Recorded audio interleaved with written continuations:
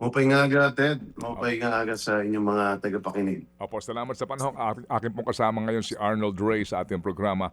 Alright, Good morning, Arnold. Good opo. morning. Congressman, kayo po naging abala sa ilang mga pagdinig. So far po ba ano ang mga major na po na findings sa inyong komite sa hearing na ito?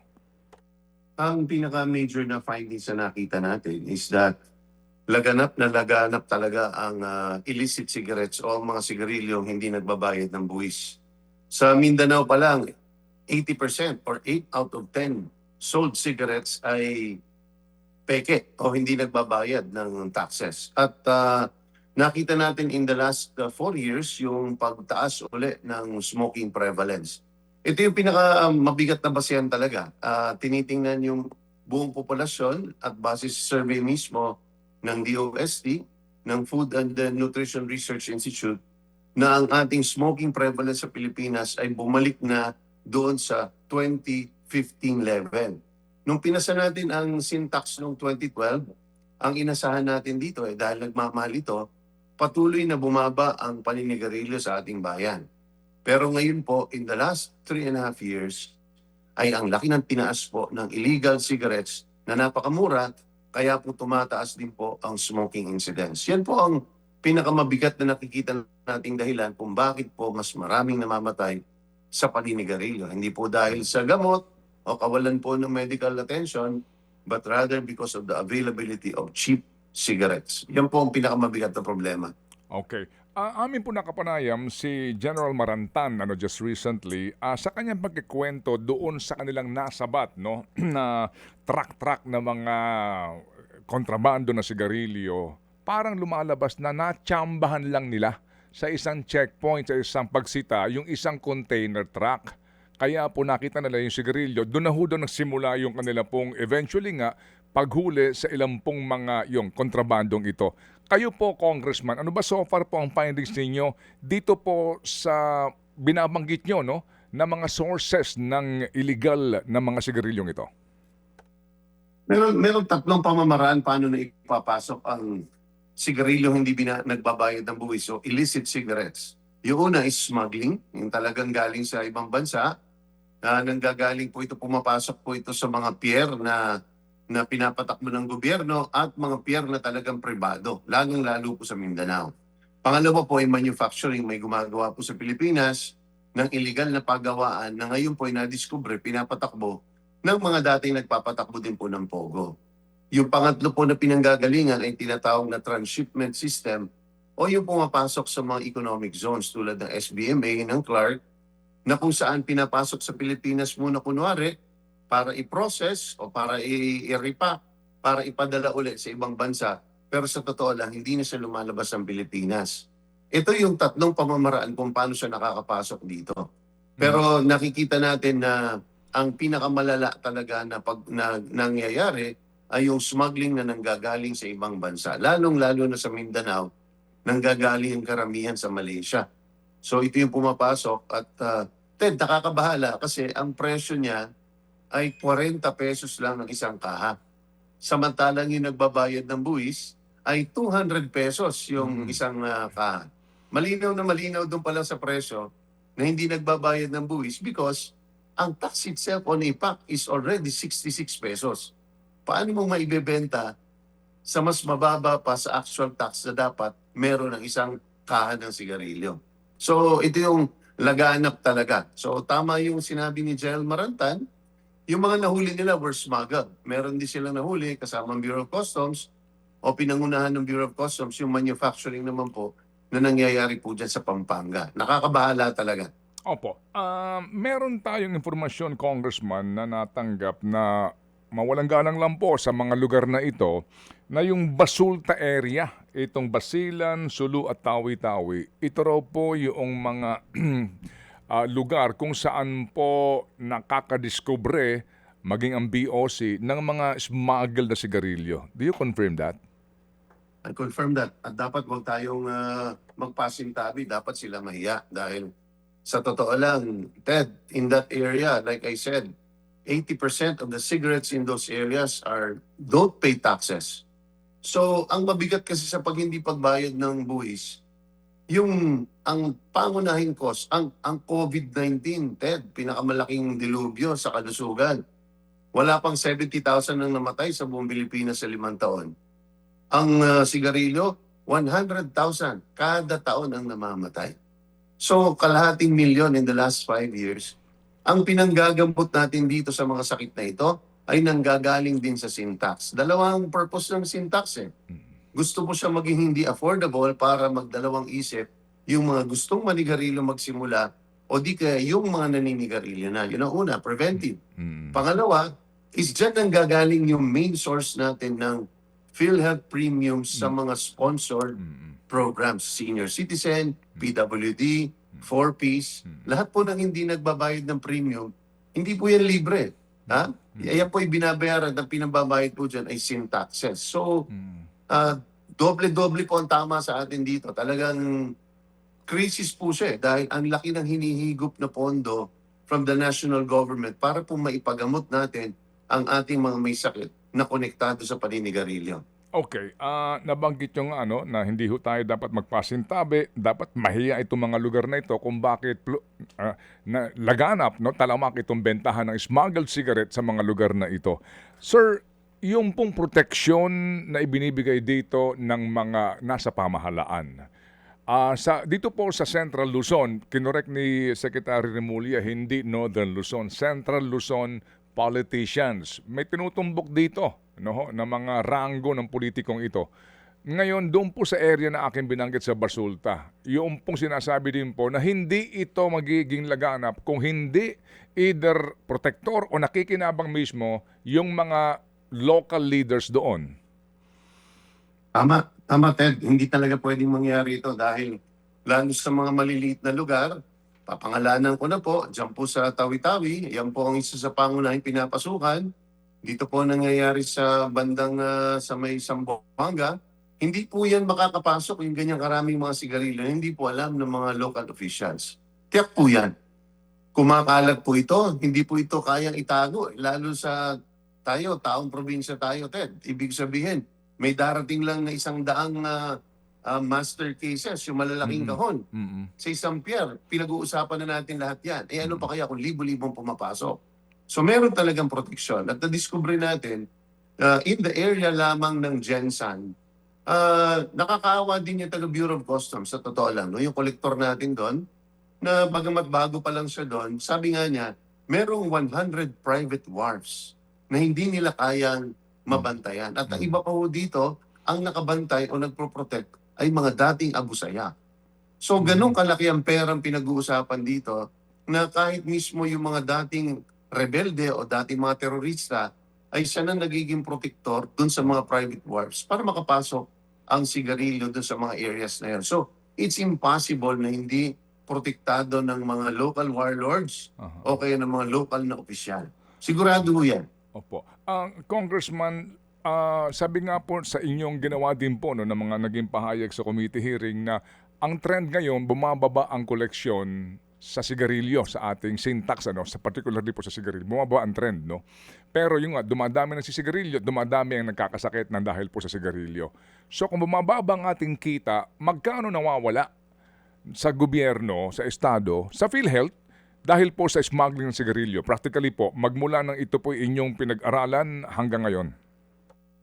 May dalawang figura po pumapasok. No? Sa nakaraang taon lamang po, ang nakikita natin na constant figure po dyan na nawala in terms of collection ay umaabot po ng 31.5 billion pesos ang nawawala. Sa isang taon pa lamang po yan. At kapag tuloy-tuloy po itong trend na ito, sa estimate po ng itong ibang dalawang pinakamalaking private companies, kasi yung private companies, sila pong nakakaramdam po ng suntok dahil sila ang tinatamaan din po. Ang tingin po nila is if it is not controlled in the next 6 years, 50%, kalahati ng mga sigarilyo will be illicit. Anong basihan po dyan? Dahil ganyan po nangyari sa ibang mga bansa. Pag hindi po ito na-control, magtutuloy-tuloy po ito. Mga kalapit bayan po natin ay umaabot po ng 50% ang illicit. Kahit po Singapore, na pinaka-stricto. Pag tinataasan po ng sobra-sobrang buwis, dahil ang laki na po ng gap, doon sa hindi nagbabayad at sa nagbabayad na presyo, yung gap po na yan po ang nagiging incentive para po illegal na maipasok, pambribe, pambayad, etc. Yan po ang nangyayari. But ang laki po ng nawawala sa PhilHealth. So mukha din pong ang laki po ng ng kitaan ng sindikatong ito, ng industriyang ito, no? Congressman, 31.1 billion isang taon pa lang. How do you cure this defect? Ano ho ba ang problema ngayon? Kung mamarapatin po ninyo, isa-isahin po natin, ano ho ang mga pwedeng ma-address ng Kongreso dito? So tatatlo naman yung pamamaraan paano siya pinapasok. Una, sa smuggling, in fairness po kay Commissioner Ariel Nepomuceno, sa maiksing panahon po niyang pamumuno, mas naging aktibo at mas marami po silang nahuhuli o nasasabat na mga illegal na sigarilyo. Kailangan po natin masigpitan po yan. Ano po, ha? Pangalawa po sa manufacturing, naniniwala po ako na ang naging problema na discovery po namin, Manong Ted, is nung hearing, wala talagang centralized activity o nagtitimon sa lahat ng activities na ito. Isipin po ninyo, sa isang lugar lamang po, natisod lamang po nila ng HPG ang 2 truck po sa Araneta Avenue. Napakanta po nila yung taong yon at naituro sila sa 2 areas na naglabas po ng 17 container vans sa isang lugar. At doon naman po sa isang lugar ay umaabot po ng 14 na container vans. Doon lamang po sa isang container sa isang container yard ay 80 million cigarettes po ang nahuli kaagad doon. So, ibig ko po sabihin, nakikita namin na kahit yung intelligence po, hindi sila nag-share. So, ano po ang magiging solusyon sa nakikita ko po? The Bureau of Customs can only do so much. Hihigpitan po nila dyan sa mga puerto. Sa totoo lang po, sa pinakamalaking puerto, ang MICP at saka Port of Manila, wala na po kami nakikitang activities dyan. Nanggagaling lang po sa maliliit na ports ng BOC. Pero dahil naghihigpit po sila, humahanap po ng ibang mga pier o puerto na mga maliliit na pinapatakbo ng pribado. So, hihigpitan po natin yun po ang pinaka-importante. Pero pangalawa po, tulad po ng pagnanakaw ng cellphone, kahit po ang paghulihin natin lahat ng sindikato, kapag gutom ang tao, hahanap at hahanap ng parang para magnakaw. Pero kung wala pong magbebenta, wala pong pagbebentahan at wala na pong incentive para magnakaw ng cellphone. Ano pong punto ko? Nakikita po natin na napaka-basic at napakadaling malaman kung ang isang produkto ay peke o hindi. Kapag ang presyo ay below the minimum price, ibig sabihin ng minimum price ay buwis na 66 pesos, cost ng pag-produce ng pakete ng sigarilyo, at yung pangatlo is the reasonable profit ng manufacturer. Kapag dun pa lang po, mas mababa, the DILG should already instruct all our LGUs na ito po ay meron tayong health crisis. Kailangan po sa pagpaparehistro ng lahat ng mga tindahan, makita po at mawarningan po sila na sila po ay pwedeng masama sa anti-agricultural smuggling. Yan po ay non-bailable. So, dun pa lang, Ted, dapat madaling ma-enforce. Dapat walang tindahang may kaya na makapagbenta dahil hindi kailangan ng expert na pupunta ka pa sa DTI para check kung tama ba yung selyo, tama ba ang marks nito, talagang genuine ba. You just need to look at the price. Pag binebenta, lower than the minimum price, yan ay counterfeit. Ako tingin ko yan ang pinaka-basic at pinaka-mabilis na solusyon na pwede natin gawin na magkakaroon ng malalim na impact. Oo nga, no? Well, sabi nga po siguro na naman dito, baka yung nasa baba, na antas, sabihin, kami lang na maliliit na naman ang huhulihin ninyo dito sa aming pagbebenta ng smuggler sigarilyo. Kami na naman na mga walang kaalam-alam dito, etc. Gusto lang kumita ng konti. Wala na naman daw ho na big fish, if I may say so.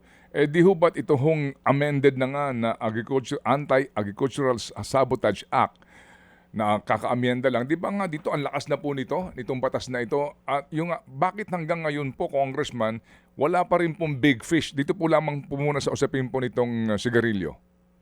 Well, kasama po yun sa pinag-usapan natin ay itong poder na ito, itong batas na ito ay kapapasa lang natin in the last year, no? Na naisama natin. In fact, ang anti-agricultural smuggling ay dapat dito yung agrikultura ang produkto na nakakain lang eh. Mm. Pero dahil sa pagtingin natin na ang tabako ay talagang nakakalason, Mm. ay isinama natin ito para talagang makita natin yung bagsik ng batas. Mm. Pero tama kayo, Ted. Hanggang ngayon, yan ay isang bagay. Kaya napansin din natin doon is kahit mismo yung prosecution ay kailangan din nating manmanan kasi para sa yung panghuhuli, pag-iimbestiga, kung wala tayong nahuhuling malaking isda. If the main source is not caught, pag hindi mo na nahuhuli ito, magbabago-bago lang po. Ang ginagawa po nung itong manufacturing na pansin po namin, Malapogo, nung tinatanong po namin ay meron pong mga Chinese na nagpapatakbo dito sa Pilipinas. Pag sila po nahuhuli, aalis po ng Pilipinas, papalitan po sila ng panibagong grupo, babalik din po sa parehong lugar. So, sabi nga po natin, it really requires an overall timon para po ito masugpo. At tama po kayo, hindi po dapat na yung mga maliit. Kasi right now po, ang nasa charge, yung mga pahinante, yung driver po ng truck, yung nagbabantay sa yarda, yan po ang mga nahabla. Sabi nga po namin is unless we are able to fight the political backers, the capitalists, hindi po ito mapipigilan. Doon po sa mga maliliit, tama ko kayo, matagal nung pinag-uusapan natin yan, is marami po sa ating mga nagtitinda. Sa Metro Manila, wala po kayo halos mahahanap. Wala po. Ha? Dahil duly informed po ang ating mga manininda. Pero sa probinsya, sa totoo lang po, sa nakikita namin, hindi po nila alam na ito ay talagang ipinagbabawal. So, kahit ang DTI po mag-participate dito para ma-educate din po sila. Dahil ang sigarilyo, Ted, pansin namin, ang desisyon, hindi sa brand. Lalong-lalo na sa lower, sa 60-65% na naninigarilyo ay talagang hand to mouth ang income, pumipili sila base sa presyo. Walang pakialam sa brand. Doon sila sa pinakamura. Opo. Menthol lang o regular, Opo. yan lang ang pinagpipilian po nila. Opo, ang congressman kasi dito nga po sa pinalakas na batas, yung pong tinatawag na Anti-Agricultural Economic Sabotage Council, ang dami po nito. Kasama nga dito ang DTI na binabanggit po ninyo, no? Pati nga AMLAC. Okay, ang dami po nito. Pati nga DILG. Ngayon, dito rin po meron din pong pinalakas po na enforcement group, no? Kaya nga po, umaasa na po tayo, maliban nga dito, mamaya pag-usapan natin pahapyaw yung bigas, maliban po nga doon sa mga produktong agrikultural talaga, itong sa sigarilyo, yung nga po sinasabi, may batas na po, pinalakas, etc. At ngayon, ang nahuhuli, pahinante, nagbabantay po sa bodega, doon sa factory po, na sa Pampanga, may nahuli mga tauhan doon, mga Pilipino, pero yun nga po, yung sinasabi ng mga promotor nito, yung pong pagtukoy ngayon na congressman daw ang sinasabi ni Secretary Remulla. Paano kaya yan?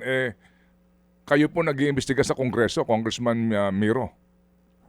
Wala pong malinaw po sa sinabi po ni Speaker Boji D. dyan na wala po tayong sasantuin sa usapin po ng ganitong klaseng usapin. Lalong-lalo na kung tabako na talaga nakakapinsala sa kalusugan, lalo ng kabataan. So, wala po. Kung sino man po ang lumabas sa pangalan po dyan, ay tiyak po natin na the full force of the law will be imposed on them.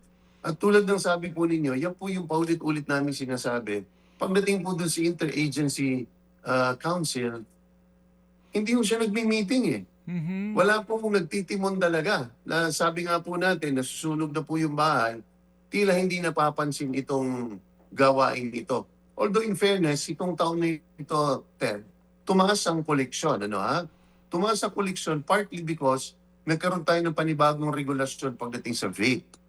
Pero sa tabako, tumaas din po. Kaya nakikita po natin kahit papano, ang Bureau of Customs ay ginagawa na po niya yung kanyang trabaho. But the council needs to convene because nasa isang urgent, important point na tayo na pag hindi po natin napigilan ito, mark my words, Kuya Ted, from today, 3 years from today, if they don't act accordingly, aabot po yan ng 40% dahil napakabilis po ng paglaganap ng pinagbabawal ng sigarilyo. Opo, yun ho bang ating sin tax law, umabot na sa peak hangganan yung by tranche sa pag-umento po sa buwis, Congressman? Hindi pa ba, Ted, no? Yung ang ating tax laws pagdating sa sin tax sa sigarilyo, nag-i-increase talaga sa taon-taon ng 5%. At ang dahilan dyan ay para mag-cope ito sa inflation. Kasi Mm. yung dati ay, kumbaga sa computation, dapat ang tax hindi aabot ng 1/3 ng cost ng buong purchase price ng isang pakete.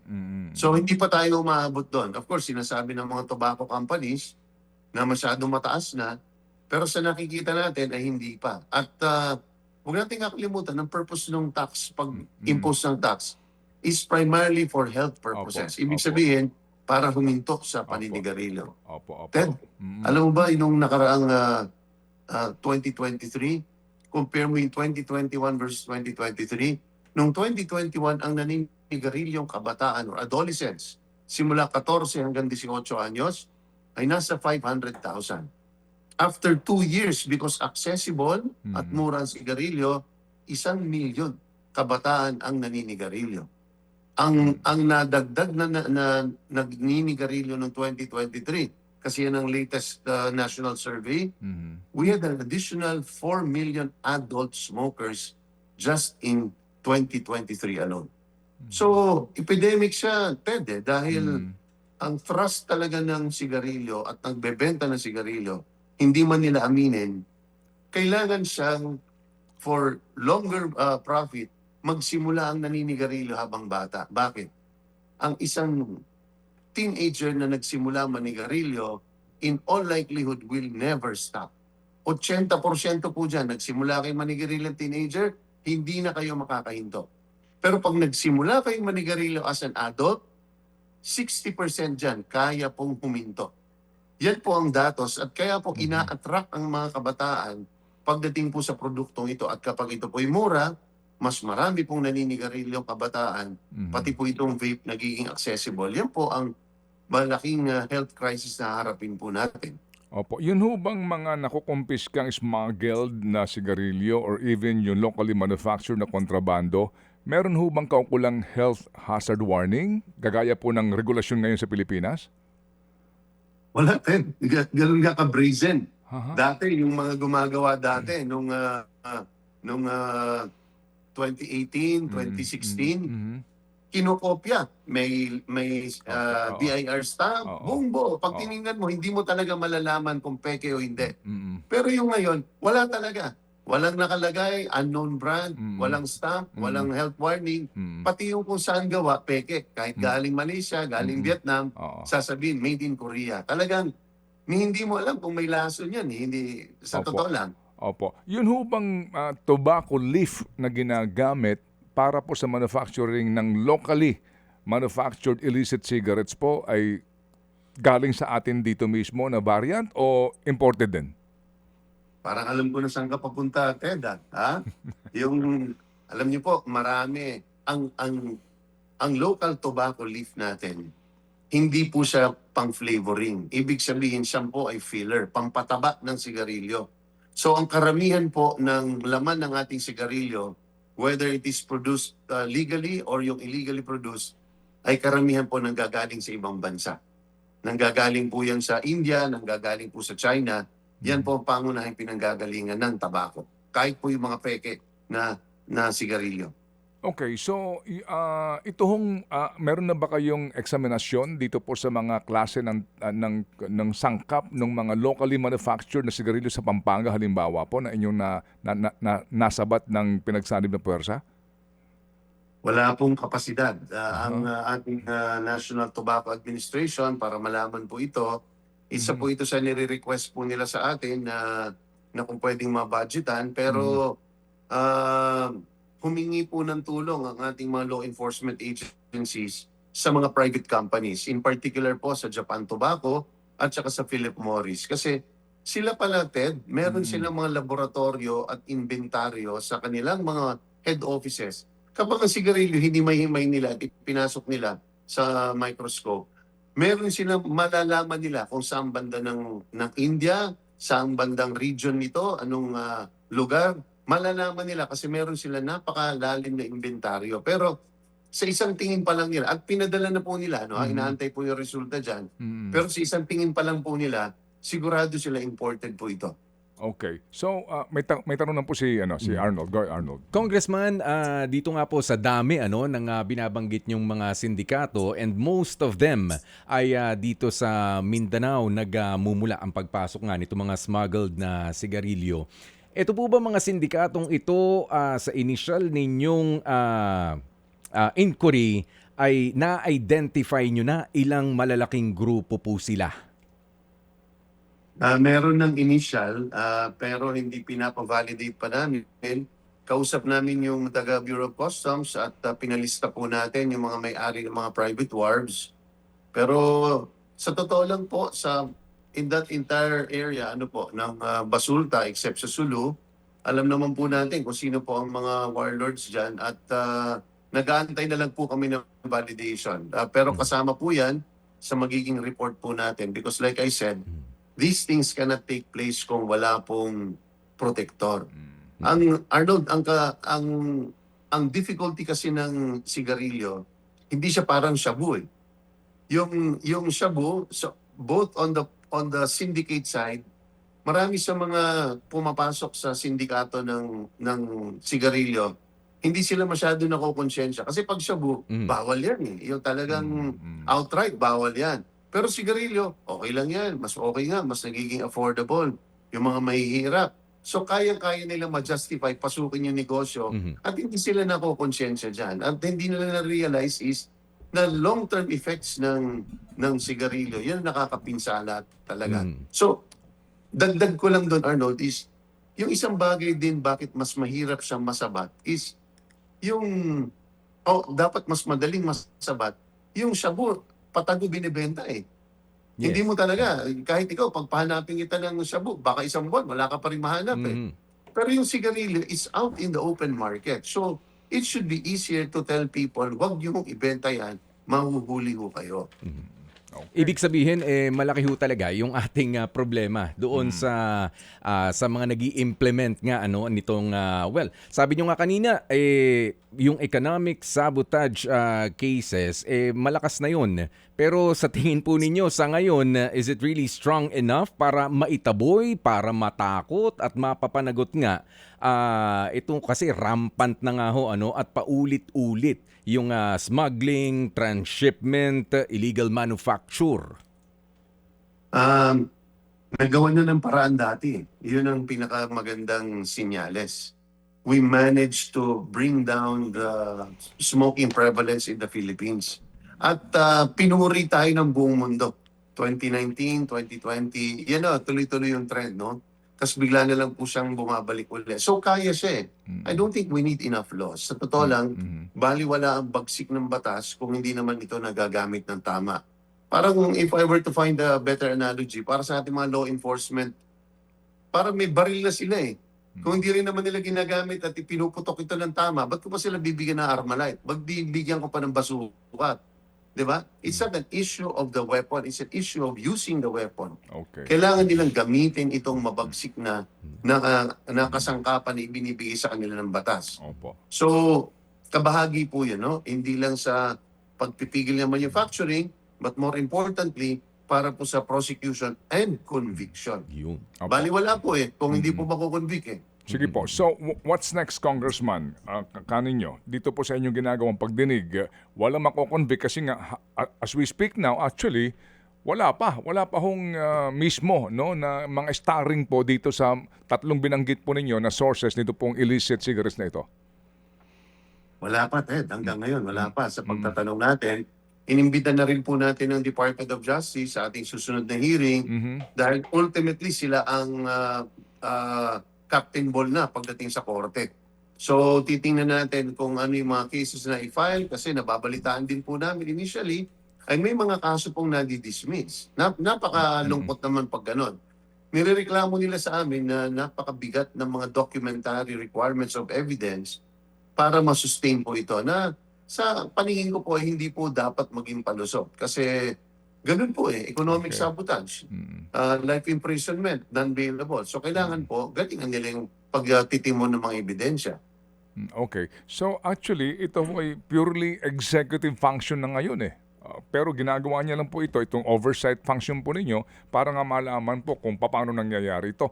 Kayo ba nakipag-ugnayan na kay Presidente? Kasi ang laki pong sindikato at kawalan sa bayan tong sindikatong ito.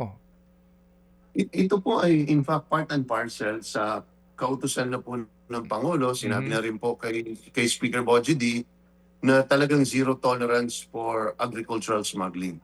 At kasama po dyan ang tabako. Ano po, ha? Mhm. So, I am sure that with all the findings that we are seeing is kikilusan talaga ito. Kasi sa tingin ko, ito isang problemang hindi mahirap masolve. Totoo Okay. lang, hindi siya mahirap masolve. Kasi alam mo yung moving parts, Mhm. alam mo saan siya pupunta. Hindi siya Mm. parang illegal na tulad sabi ko ng shabu o kaya marijuana, Opo. nakatago kung saan binibenta. Ito makikita mo kung saan eh. At Okay. malalaman mo peke o hindi.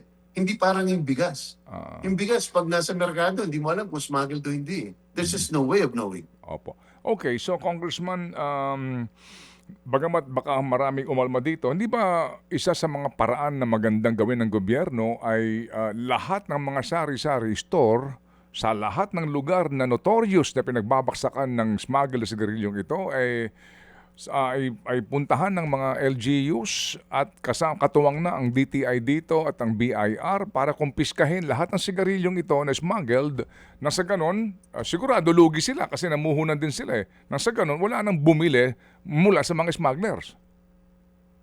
Ako tingin ko tama ka talaga, Ted, no? Yun kaya wala siyang DTI doon sa aming unang hearing, pero sabi ko talaga critical sila. At the very least to inform. I-inform natin ang ating mga tindahan at ang ating mga business and licensing offices. Lahat po yan nagko-coordinate sa DTI. Lahat po nanggaling sa mga LGU.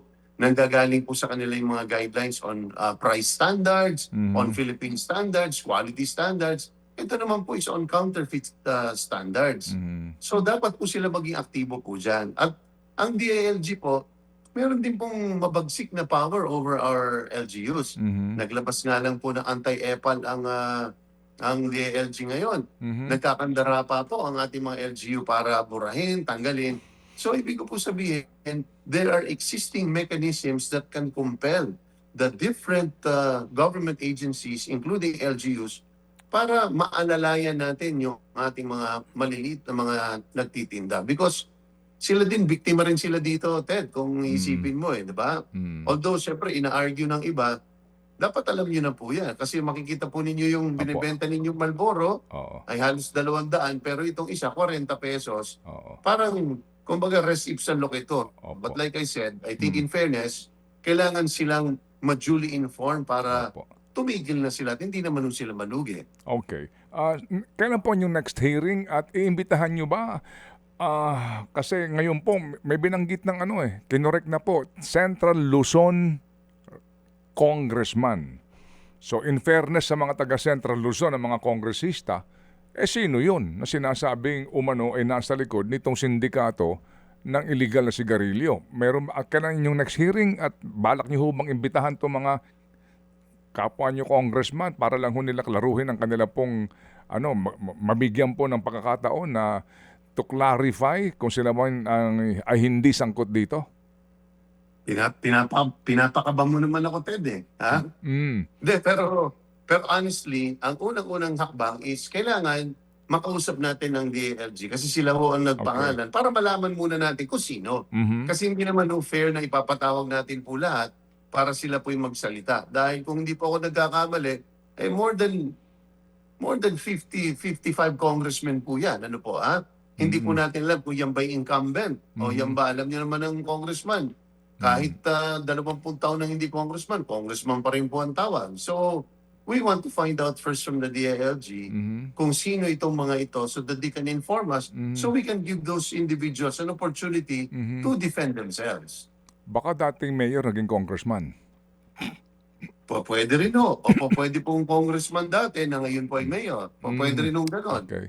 Opo. Will you invite the good secretary of the ILG para dito Yes. sa inyong hearing na ito para sabihin niya siguro sa inyo? Yes. In fact, we have already sent feelers to our very active Secretary John Vic Remulla Opo. na kung pwede, bigyan kami. And kung whatever intelligence report they have, Opo. that is supported by evidence, Okay. na mabigyan kami para maging bahagi na rin po sa ating pag-iimbestiga. Kasi, alam niyo po, mag-election na. Uso-uso rin po ang fake news. Ano po? So, gusto natin makasigurado. At kung makita ho natin, ay hindi ho natin patatawarin po yan. O sige po. So Congressman, salamat sa inyo pong paliwanag. Mas nauunawaan na po namin ng lubos itong isyong ito at kung gaano ito ka-importante para po sa ating lahat. Meron ba kayong balak ho na doon naman sa rice smuggling at rice importation issue? Kasi dito po mukhang meron din pong issue ng cartel and then yung pong pangungulimbat din para ho makatipid sila sa pagbabayad sa buwis. Ang bigas po, ang investigasyon po dyan ay nasa isa pong joint committee na kasama po si Congressman Martin Verga, ang Committee on Agriculture. In fact, pinabuo na rin po ito ni Speaker Bogie D. Okay. Magsisimula kami mag-meeting in 2 weeks time.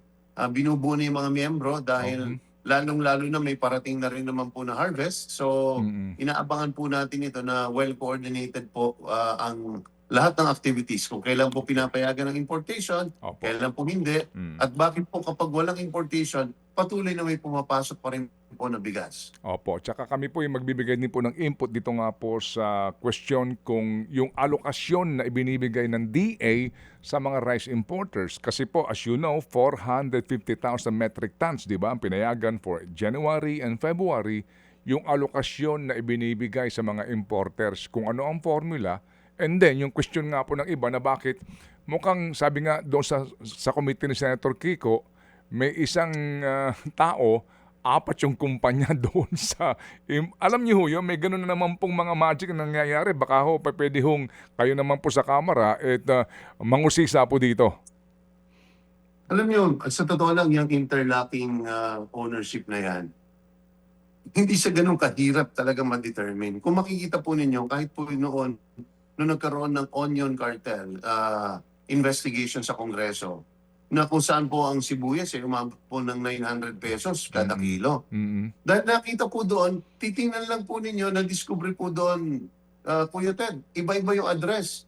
Pero pag kinumpare ninyo yung GIS, yung rehistro sa LGU, yung rehistro sa BIR, pag pinag-compare po ninyo, iba-iba address, pero iisa po ang phone number.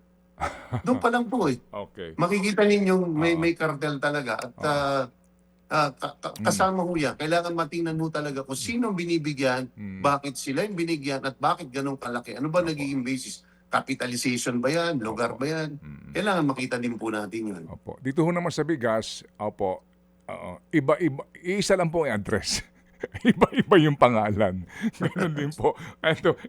Anyway, sige po. So, kami po yung looking forward, Congressman, dito po sa inyong hearing sa usapin po ng bigas at kami po yung aantabay po sa inyong next hearing po naman tungkol sa sigarilyo. Thank you for your service, Congressman. Salamat na marami po. Maraming salamat, Kuya Ted, Kuya Arnold. Mga kapatid, brothers and sisters, saan ka pa? Dito na tayo sa totoo. Dito na tayo sa True FM. Mga kapatid, mag-subscribe and follow po kayo sa social media accounts ng True Network PH. Yan po kami, hanapin nyo lang True Network PH, Facebook, Instagram, YouTube, TikTok, and podcast. Mapa Apple or Spotify man yan, mahahanap nyo kami. Lahat ng mga napapanood at napapakinggan nyo po sa programa, nasa social media accounts namin yan. So, paano mga kapatid? See you sa social media!